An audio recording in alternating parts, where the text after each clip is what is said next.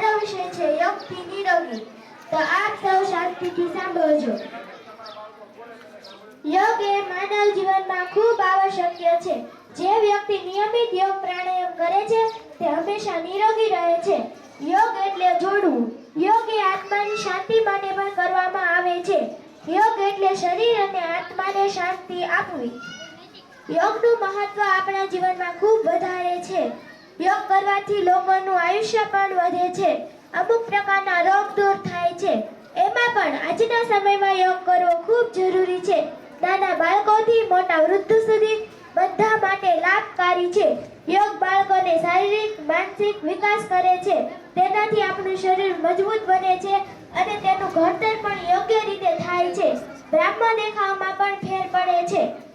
કેટલાક સંતોના દર્દો પણ યોગના આસનો કરવાથી દૂર થાય છે અને લોકોને રાહત મળે છે.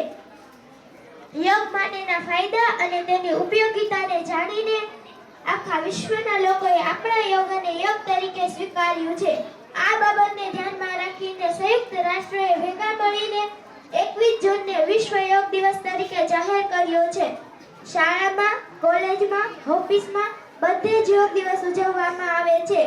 ખુદ વડાપ્રધાન યોગાસન કરે છે તો તમે જ વિચારો કે યોગનું આપણા જીવનમાં કેટલું મહત્વ હશે.